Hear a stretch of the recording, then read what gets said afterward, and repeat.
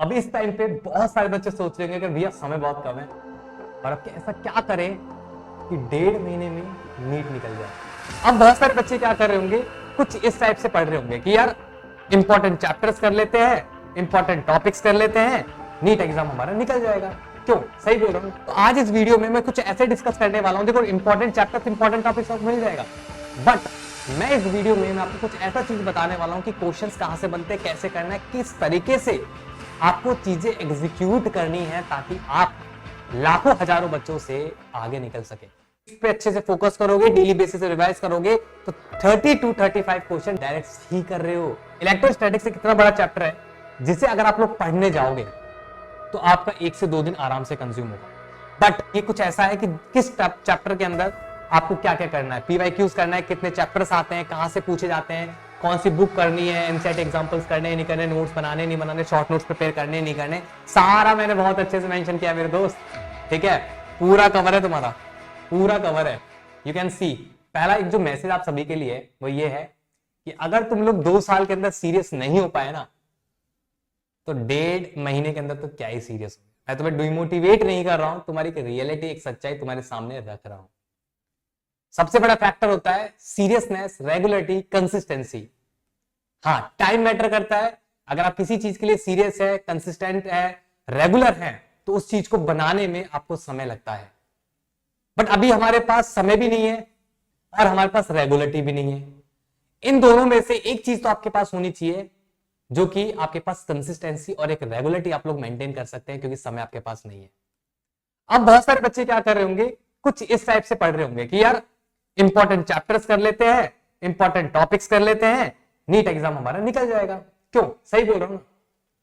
मैंने भी कुछ वीडियोस में सजेस्ट किया है कि हाँ, इंपॉर्टेंट टॉपिक्स बहुत इंपॉर्टेंट होते हैं और मैंने ये भी प्रूव किया है कि हाँ, इंपॉर्टेंट टॉपिक्स अगर आप लोग बहुत अच्छे से पढ़ के जाओगे तो नीट में सिलेक्शन भी हो जाता है। बहुत अच्छे अच्छे टीचर्स है, एजुकेटर्स है, जिन्होंने इंपॉर्टेंट टॉपिक्स की खुद के टेलीग्राम चैनल्स पे लिस्ट डाली हुई है। अगर तुम लोग उन्हें भी कर जाओगे ना तो भी तुम्हारा सिलेक्शन हो जाएगा। बट कहां पे बात आके अटक जाती है? Consistency, regularity. तो मेरे दोस्त, अगर तुम सच में तुम्हारे अंदर गट्स है ना, या फिर तुम्हें कुछ इस समाज में कुछ बड़ा करना है, तो उस बड़ा करने के लिए आपको अब तो सीरियस होना पड़ेगा।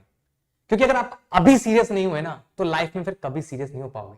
क्योंकि इसके आगे की जो लाइफ है ना कुछ ऐसी है जो कि आपकी मौज मस्ती में निकलने वाली है, जिसे कहते हैं कॉलेज लाइफ। ये एक जो समय है ना, यही एक समय है जिसके अंदर आप कुछ बन सकते हो या फिर कुछ बड़ा कर सकते हो।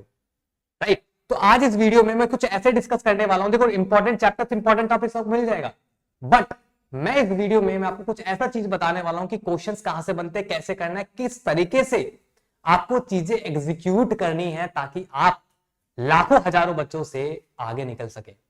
तो स्टार्ट करते हैं। So hi everyone, this is doctor Sumit, mentor of thousands of student preparing for India's toughest exam NEET and JEE। So start करते हैं। So chapters, सबसे इंपॉर्टेंट है कि आपके पास एक चैप्टर्स, इंपॉर्टेंट चैप्टर्स की एक लिस्ट होनी चाहिए जिसके अंदर वो 100% आप लोग श्योर हो कि क्वेश्चन बनेगा तो यहां से बनेगा। उसके बाद वेटेज, कि भैया उस चैप्टर का वेटेज क्या है। अगर आपके पास इंपॉर्टेंट चैप्टर्स है तो ऑटोमेटिकली आपने उस यहां पे उसे इंपॉर्टेंस दी है क्योंकि आपको उसका वेटेज पता है। राइट? उसके बाद आता है टाइप ऑफ क्वेश्चन। अगर आपको ये पता लग गया है कि भैया ये चैप्टर बहुत इंपॉर्टेंट है, then you have to identify कि यार इस चैप्टर के अंदर किस टाइप के क्वेश्चंस बनते हैं। क्या थ्योरी क्वेश्चंस बनते हैं या फिर न्यूमेरिकल बेस्ड क्वेश्चंस बनते हैं। इसमें भी बहुत अच्छा एक कंटेंट मैं आप सबके डिलीवर करूंगा, बुक्स, नोट, क्वेश्चन प्रैक्टिस। देखो, अगर उससे थ्योरी क्वेश्चंस नहीं बनते या फिर फॉर्मुला बेस्ड क्वेश्चन बनते हैं तो आप सभी को उन टॉपिक से रिलेटेड जो इंपॉर्टेंट चैप्टर है, उन इंपॉर्टेंट चैप्टर्स के अंदर इंपॉर्टेंट टॉपिक्स से रिलेटेड आपको फॉर्मूला शीट्स प्रिपेयर करनी है। क्यों करनी है? If you like analyse last 15 year papers, you will find कि 40 to 45, you can say 30 to 35 question direct formula based questions आते हैं, 10 से 15 क्वेश्चन आपके थ्योरी क्वेश्चंस आते हैं, ग्राफ बेस्ड क्वेश्चन आते हैं। अगर मैं फिजिक्स की बात करूं तो अगर आप लोग के सिर्फ फॉर्मूला शीट्स पे अच्छे से फोकस करोगे, डेली बेसिस से रिवाइज करोगे तो 30 to 35 क्वेश्चन डायरेक्ट राइट कर रहे हो, डायरेक्ट सही कर रहे हो। इससे बड़ी चीज क्या हो सकती है? बट सबसे बड़ी पता है प्रॉब्लम क्या है? मोस्ट ऑफ द स्टूडेंट्स को फॉर्मुलाज ही लर्न नहीं होते। फिर तो डूब मरना चाहिए भाई तुम लोग को। 2 साल में अगर तुम लोग फॉर्मुला लर्न नहीं कर पाए ना तो फिर कुछ नहीं हो सकता। इसका सॉल्यूशन क्या है? फॉर्मुला शीट्स बनाओ, नहीं है तो मेरे टेलीग्राम पे जाओ, वहां पे मैंने अपलोड की हुई है। उन फॉर्मुला शीट्स को डेली 1 घंटा मॉर्निंग में लिख लिख के रिवाइज करें, 2 दिन के अंदर पूरी फॉर्मुला शीट्स लर्न हो चुकी होगी। अब आते हैं आपके थ्योरी क्वेश्चंस। अरे भैया थ्योरी क्वेश्चंस कहां से बनते हैं? थ्योरी क्वेश्चन देखो, थ्योरी क्वेश्चंस के 3-4 रिसोर्सेज हैं। सबसे इंपॉर्टेंट रिसोर्स है बुक, नोट्स, क्वेश्चंस। बुक्स, अगर हम लोग ऑर्गेनिक की बात करें तो ऑर्गेनिक के अंदर आपके एनसीईआरटी एग्जाम्पल सेम, आपके फिजिकल केमिस्ट्री के लिए 12th क्लास की जो एनसीईआरटी है ना वो रीड करना मस्ट है फिजिकल केमिस्ट्री के लिए। Like solution, chemical kinetics, theory questions आते हैं भर भर के, तो मैं सुपरफिशियल बता देता हूं, एक कॉपी पेन उठा लो और लिख डालो। ऑर्गेनिक के लिए जो बेस्ट बुक है, एक एनसीईआरटी होती है, एनसीईआरटी एग्जाम्पलर होती है। एनसीईआरटी से आपकी सारी रिएक्शंस आती हैं, एनसीईआरटी एग्जाम्पलर से आपके सारे थ्योरी क्वेश्चंस बनते हैं, जितने भी असेशन स्टेटमेंट वाइज जितने भी क्वेश्चंस होते हैं सारे एनसीईआरटी एग्जाम्पलर से आते हैं। Same for inorganic.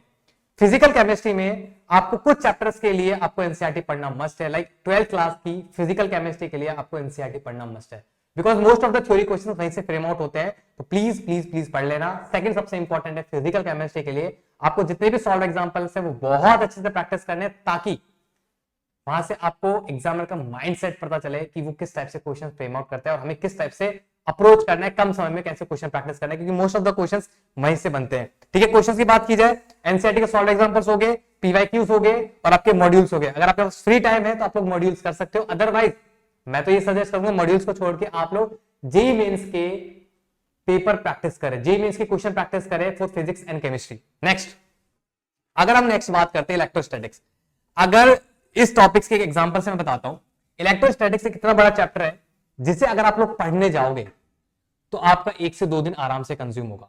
बट अगर आप इसके लास्ट टॉपिक्स, लास्ट ईयर के पीवाईक्यूज उठाओगे, क्वेश्चन देखोगे, पेपर्स ओपन करके देखोगे, तो आपको कुछ ऐसा मिलेगा, 4 टॉपिक हैं जो हर साल रिपीट हो रहे हैं।